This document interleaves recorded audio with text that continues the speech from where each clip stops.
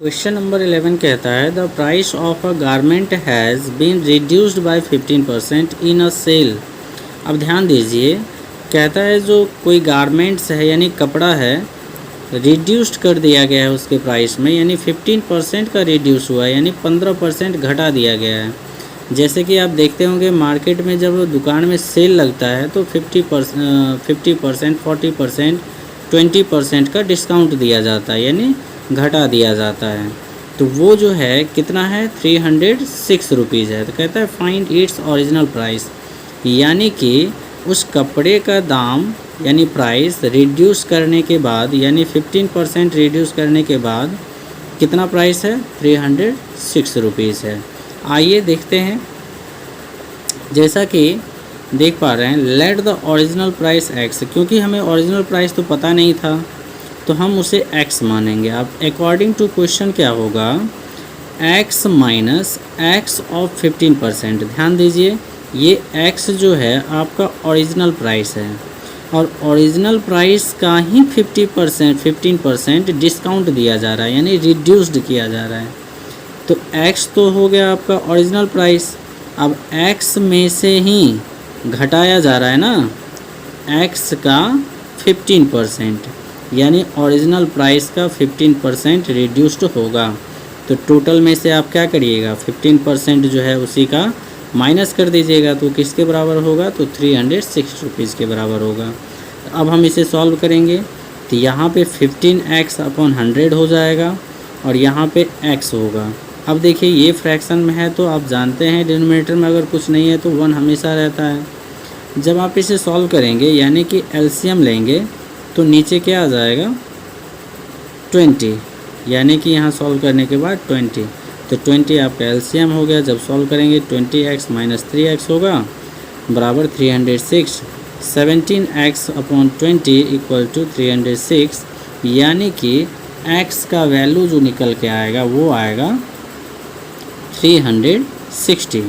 तो hence the original price equal to 360, यही आपका क्या होगा, आंसर होगा। यानी कि उस कपड़े का जो ओरिजिनल प्राइस था वो कितना था, 360 था, 50% डिस्काउंट कर दिया गया, यानी कि इसका 50% डिस्काउंट कर दिया गया, तो 306 रुपीज़ जो है उसका प्राइस बना। MCQ का क्वेश्चन नंबर 12 कहता है व्हाट परसेंट ऑफ √0.0169 इज़ 0.0117, यानी कि √0.0169 का कितना परसेंट 0.017 है। तो आइए सॉल्व करते हैं। हमें पता नहीं कितना परसेंट, तो हम क्या कर लेंगे, लेट कर लेंगे x%। तो x% ऑफ √0.0169 इज़ इतना, यानी कि हमने लेट कर लिया कि x% का इतना जो है इतने के बराबर है। तो यहाँ पे x% का मतलब हो गया x अपॉन 100। अब ये ऑफ है, इसका मतलब मल्टीप्लाई। अब यहाँ पे √0.0169 है। अब देखिए यहाँ पे हम क्या करेंगे, डेसिमल को हटा लेंगे। तो डेसिमल हटेगा तो डेसिमल पार्ट में जितने भी डिजिट होते हैं उतना जीरो डिनोमिनेटर में आ जाता है। 4 डिजिट है तो 4 जीरो आ गया। अब इक्वल टू 0.0117 हो गया। जब हम इसे सॉल्व करेंगे तो ध्यान दीजिए 169 अपॉन 10,000 आ गया नीचे।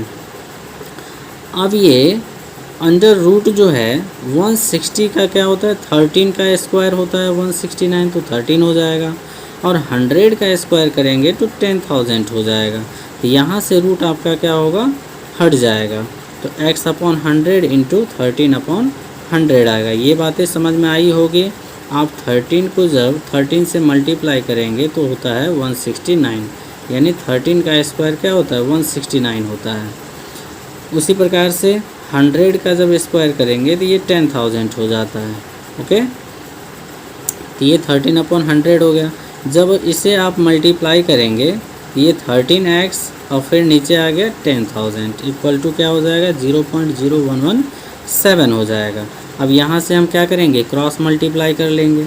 अब इसके नीचे कुछ नहीं है तो आप 1 डाल सकते हैं। क्रॉस मल्टीप्लाई करेंगे तो 13x इंटू 1 तो 13x हो गया, और ये इधर आके मल्टीप्लाई हो जाएगा। हम जानते हैं कि जब भी जीरो वाले नंबर से डायरेक्ट हमको मल्टीप्लाई करना हो तो हम डेसिमल को राइट और लेफ़्ट खिसका के क्या करेंगे, यानी कि जब मल्टीप्लाई करना होता है तो हम डेसिमल पार्ट की ओर डेसिमल को खिसकाते हैं, पॉइंट को खिसकाते हैं, और यदि डिवाइड करना होता है जीरो वाले नंबर से, यानी कि 10, 100, 1000 इन सारे नंबर से, तो डेसिमल को इंटीग्रल पार्ट की ओर खिसकाते हैं, यानी कि ये आपका इंटीग्रल पार्ट है और ये आपका डेसिमल पार्ट है। तो यहाँ पे डायरेक्ट हमने मल्टीप्लाई करा तो देखिए 4 जीरो है तो डेसिमल जो है यानी पॉइंट 4 डिजिट जो है डेसिमल पार्ट की ओर बढ़ेगा। तो यहाँ से डेसिमल को पकड़ के हम 4 डिजिट ले जाएंगे, 1 2 3 4, यानी 4 यहाँ पे डेसिमल आ गया तो क्या हो जाएगा, तो 0117 डेसिमल। अब इधर कोई नंबर है नहीं तो डेसिमल लगाने का कोई मतलब नहीं, तो 13x बराबर हो जाएगा 117, x का वैल्यू होगा 117/13। हम कैंसिल आउट करेंगे तो 9 टाइम्स में, यानी कि x का वैल्यू क्या निकल के आएगा, 9 निकल के आएगा। तो यही आपका आंसर होगा।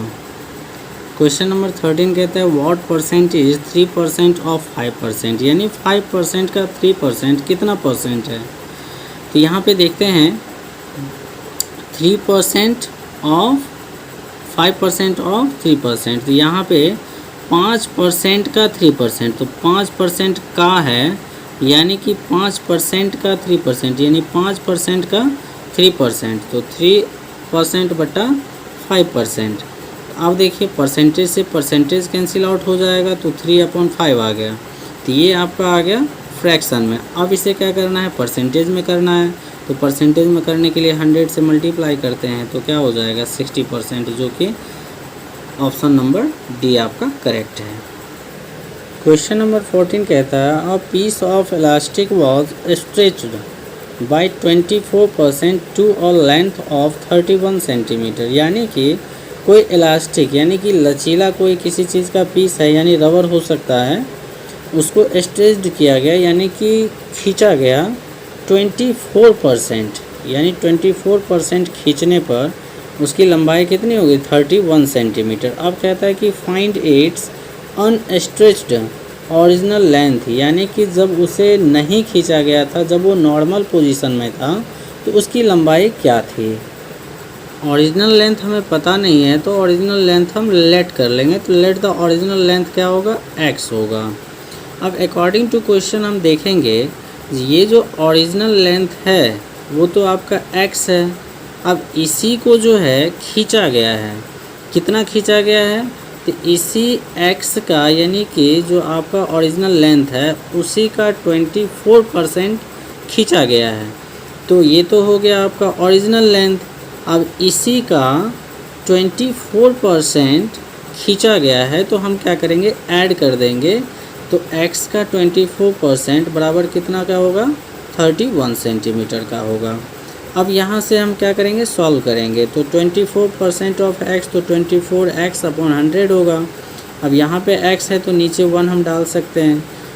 जब हम इसका एलसीएम लेंगे तो 100 होगा, यहाँ कैंसिल आउट कर सकते हैं लेकिन नहीं भी करें तो भी सॉल्व होगा। 100 इसका एलसीएम होगा तो 100x होगा प्लस 124 होगा, सॉरी 24x होगा। अब यहाँ से इन दोनों को जोड़ेंगे तो 124x बराबर क्या होगा, क्रॉस मल्टीप्लाई होगा तो यहाँ पे 1 है तो 100 इंटू 31 होगा।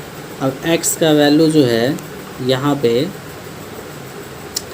x बराबर क्या होगा, तो 31 इंटू 100 अपॉन में ये 124, यानी कि लेफ़्ट साइड से जब राइट साइड मल्टीप्लाई के फॉर्म से आता है तो इधर डिवाइड हो जाता है, तो 124 से डिवाइड कर देंगे। यहाँ पे जो है 31 1 जा और 31 4 जा जो है 124 होता है, और 4 से 100 को जब हम कैंसिल आउट करेंगे तो 25 होगा, यानी कि x का वैल्यू क्या निकल के आया 25। तो hence the original length equal to 25 centimetre, यानी कि जब नहीं खींचा गया था तो उसकी लंबाई कितनी थी 25 सेंटीमीटर थी, और जब इसी का यानी 25 का 24% खींचा गया तो उसकी लंबाई 31 हो गई। आइए हॉट क्वेश्चन को देखते हैं। क्वेश्चन नंबर 15 है, the sum of two number is 28/25 of the first number. यानी कि दो संख्या का सम जो है फर्स्ट संख्या के 28/25 है। यानी कि टू नंबर को आप ऐड कर रहे हैं जो बराबर है किसके, तो फर्स्ट नंबर के 28/25 का। अब यहाँ से the second number is what percent of first number. यानी कि कहता है जो सेकेंड नंबर है आपका वो कितना परसेंट है किसका, तो फर्स्ट का। तो क्वेश्चन में दो नंबर का सम कहा जा रहा है और दोनों नंबर में से कोई भी नंबर दिया हुआ नहीं है, तो हम क्या कर लेंगे, लेट कर लेंगे। तो let the first number equal to X और सेकेंड नंबर क्या होगा, वाई होगा। अब हम अकॉर्डिंग टू क्वेश्चन बात करें तो x प्लस वाई बराबर क्या कह रहा था, तो x का 28/25 है। तो x प्लस वाई बराबर हो जाएगा 28/25 ऑफ x। जब हम इसे सॉल्व करेंगे तो देखिए यहाँ पे y बराबर 28x/25 माइनस x। क्यों, क्योंकि इधर x वाला टर्म है तो लेफ़्ट साइड से राइट साइड की ओर x वाला जाएगा। तो यहाँ पे हम जब एलसीएम लेंगे इसके नीचे भी 1 हो जाएगा। जब हम एलसीएम लेंगे 25 होगा।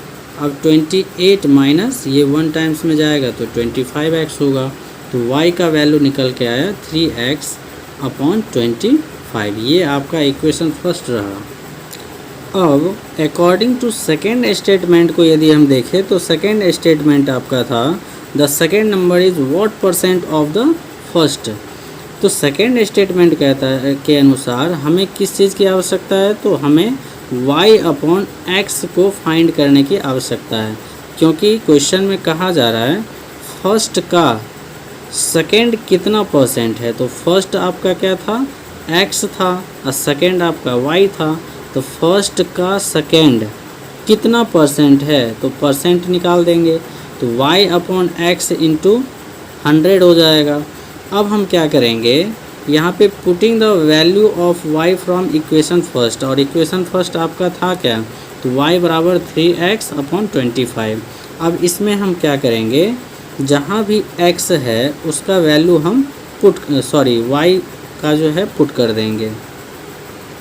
तो y/x इंटू 100 में y के प्लेस पे हम क्या रख देंगे, तो y के प्लेस पे रख देंगे 3x/25। तो 3x/25 अपॉन में x तो है ही और इंटू कर देंगे 100 से, क्योंकि हमको परसेंटेज में लाना है। अब हम क्या करेंगे, जब हम इसे सॉल्व करेंगे इसके नीचे भी 1 है, ये जब फ्रैक्शन में है तो इसे भी हम फ्रैक्शन बना लेंगे। अब ये डिवाइड के फॉर्म है, मल्टीप्लाई होगा तो रेसिप्रोकल हो जाएगा डिनोमिनेटर का। तो ये जो है 3x/25x हो जाएगा। तो x से x कैंसिल आउट हो जाएगा। अब हो गया, यहाँ पे 100 से मल्टीप्लाई कर देंगे परसेंटेज के लिए। तो 25 1 जा 25 और 4 जा 100। तो 4 3 जा कितना होता है 12। तो ये आपका हो गया कितना 12%। तो इस प्रकार से आपका जो है चैप्टर 8 यानी कि परसेंटेज का पहला एक्सरसाइज 8A कंप्लीट हो गया। तो आई होप कि सभी क्वेश्चन का एक्सप्लेनेशन आपके लिए काफ़ी हेल्पफुल रहा होगा। फिर भी यदि किसी प्रकार की डाउट रहता है तो कमेंट करके ज़रूर बताएं। और हाँ, ये भी बताएं कि सबसे बेहतरीन पोर्शन आपका कौन सा रहा। तो वीडियो को लास्ट तक देखने के लिए बहुत बहुत थैंक यू सो मच।